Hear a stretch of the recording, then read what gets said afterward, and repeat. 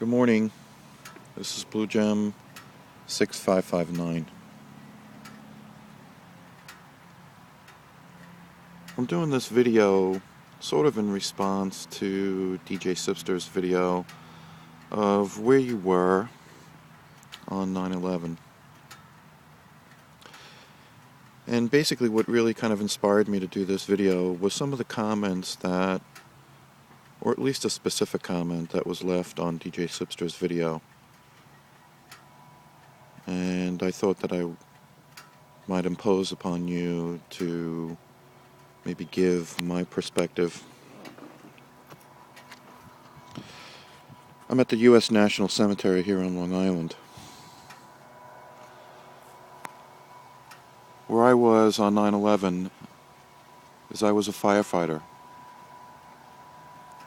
And at 1:10 p.m., we were staged down at Brooklyn, Atlantic Beach, which is a borough, if you're not from New York, of New York City. Manhattan is one of the boroughs of New York City. We were called in at 1:10 p.m. Our truck was staged on Liberty Street and Trinity.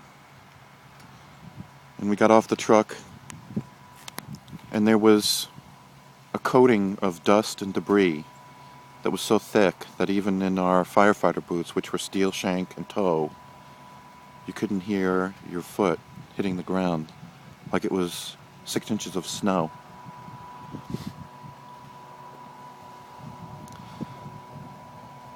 And it was an unbelievable sight. I know many of you, if not all of you, have seen pictures.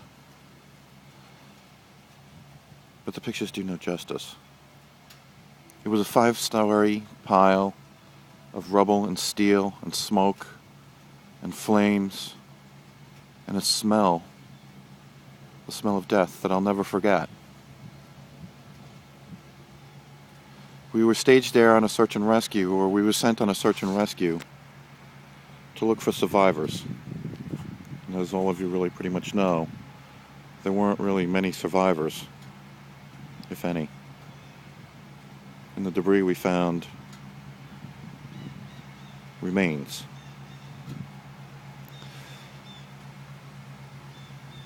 So the response that one of DJ Sipster's followers or subscribers put, "Do you really believe that it was a terrorist attack?" And my response would be this: regardless of what you believe, whether it was a terrorist attack or whether it was something that was staged or whether it was something that was what people call a conspiracy, what people tend to forget that have that thought and mindset is 3,000 innocent Americans died on that day. 313 firefighters who were responding to save those innocent victims, or trying to, were killed on that day. These were people like you and I who were just going to work to support their families, to live the American way. Some of those people never got to see their unborn children. Some of those people never went home to see their wives or husbands ever again. So it's not about whether it's a conspiracy or whether it was a terrorist attack. It was about those innocent people like you and I who were killed on that day. They weren't soldiers. They weren't fighting a war. They were surviving. They were going to work on a beautiful day. 3,000 people in this country were killed. And regardless of whether it was terrorist attack or whether it was something that was conspiracy, that's where we should focus. 3,000 innocent people died. My second point would be,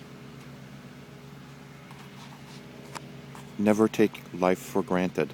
My life changed on that day. And for 8 years, or 9 years, I still remember that smell. I still remember that day. And because of it, I have to take medication for my lungs to be able to breathe. would I do it again in a heartbeat. I was given a talent and I was trained to do it for a reason. And the reason why I'm showing this particular, or I chose this place, was as a reminder that people, as much as maybe you may not agree with the war or whether you do or don't, these people sacrificed. And as far as you can see, over the history of this country, these people fought for what they believed in, which is freedom. And whether you believed in it or not, that day, even though we went to war, and even though we fought for it, we still lost a little bit of our freedom. And us as motorcyclists who believe in the whole idea of freedom, we enjoy freedom. We get freedom out of our motorcycles and riding on the road. And whenever you talk to a motorcyclist and they tell you it's a sense of freedom, but freedom goes beyond the road. It goes to our everyday lives. Things that we take for granted every day living in this country.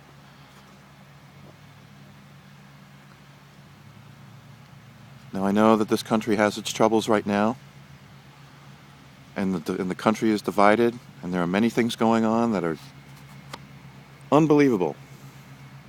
Religion, politics, everything just seems to be outrageously out of control. Economics. But you know what? She's still the best country in this world. Love her, protect her, stand by her. She'll come back. She always does. But don't take for granted. Just as you wouldn't take for granted a loved one, don't take for granted your country. And every day of your life, live every day as if it were your last. Because in a blink of an eye, just like those 3,000 people 9 years ago, their lives changed forever. And I am not a religious man, but what I can say is this. Whatever you do believe in, whoever your God is, or your higher power, bless your family, and bless America.